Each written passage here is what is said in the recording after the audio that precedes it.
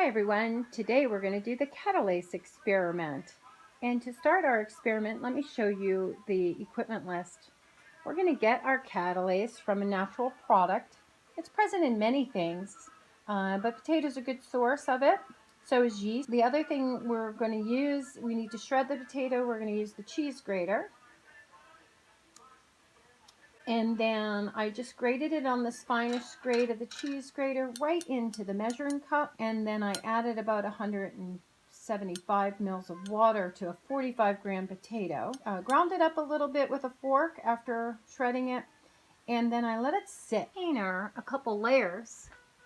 You can see at the bottom a very white layer. That's actually precipitate of potato starch. And then here is some potato ground pieces. I didn't take the skin off, so that's the red flakes in there. And then here's the extract and that brownish color, as potatoes, as you know, turn brown when they sit. So it has a slight color. And then I decanted that very carefully into this small jigger bar equipment. So I had a couple of these. You want to find some small equipment. The other thing I have is these little containers. Now these are cordial glasses for little sips of sweet liqueur.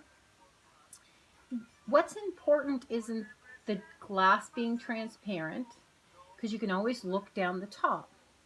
What's the most important thing is that you have the same depth of solution in each one. And if it's possible to have the same container, great. If not, just make sure they're the same depth of liquid in the container. Smaller containers, you'll use less peroxide and less starch. It's cheaper for you, and also less of a mess to clean up. The chopsticks I found to be very important, so I'm going to use the chopsticks. And then the last piece of equipment that I used is measuring spoons. I used the 1/4 of a teaspoon and a half a teaspoon, but you can use whatever spoon you want. The idea is that you use the same size. So if you only have like a baby spoon, you could use it for 1/4 of a teaspoon. You could use a regular teaspoon, but just them consistently so that you can measure more accurately. Because we are going to make dilutions. And so we're going to have one experiment.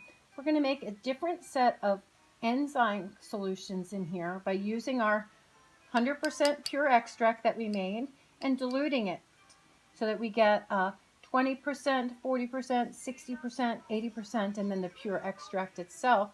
We're going to test that with one concentration of hydrogen peroxide. Then we're going to flip the experiment after we do our replicates, and we're going to have a dilution of peroxide, 2%, 1.5%, 1%, 0.6%, 0.3%, and we're going to do the experiment over again and leave the enzyme concentration the same. Our data should be linear, so we'll be graphing this at the end of the experiment. So let's see, the experiment goes pretty quickly. Chopstick, excuse me. And if it's a little damp at the bottom, that's good. So I'm going to just tip it in my catalase solution, and I'm going to pick up one piece of paper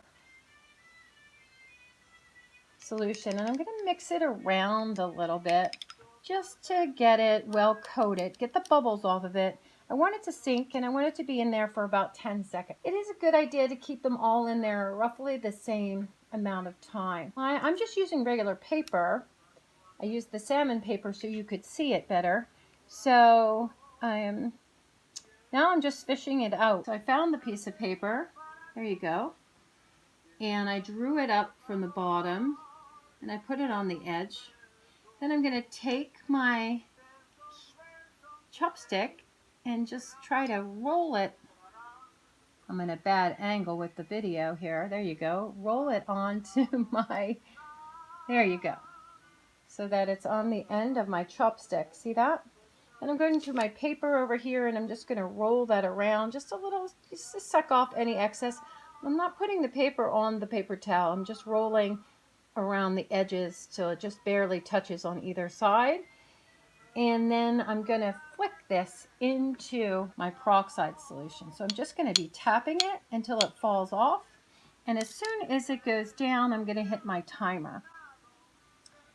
Now, I'm not timing this one.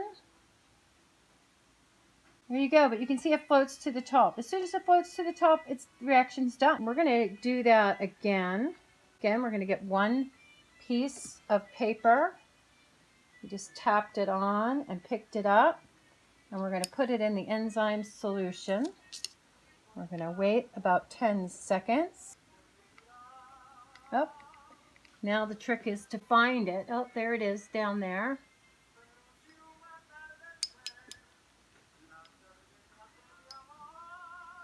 And then see if we can pick it off. There you go. I want to get any bubbles. That one had a bunch of bubbles, so I am touching the paper. And there's nothing wrong with touching the paper. You just don't want to take too much the enzyme solution off. Before I could begin, I had to take out the old one. Okay, here we go again. Flick it in. Hit the timer as soon as it settles. And then just watch it.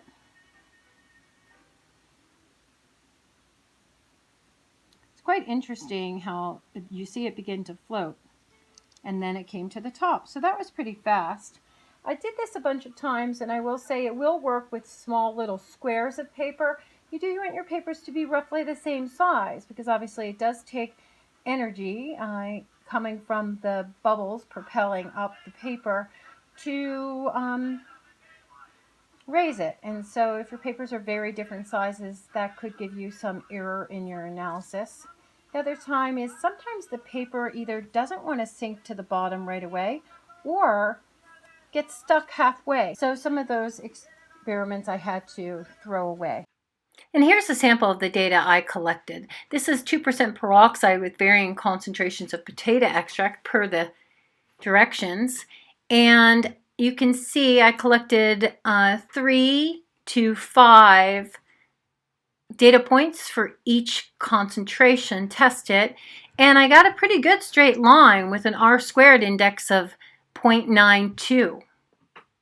Not bad. And here are the results I got with part 2, varying the peroxide concentration from 3% to 0.3%. I did it in replicates of 4 to 6 at each concentration, and I got a very linear line as well, 0.92, which is good. 1.0 would be perfect. And you can see the data isn't bad. One data point, second to the highest, a little off, but not bad. Okay, that's fun with Catalase.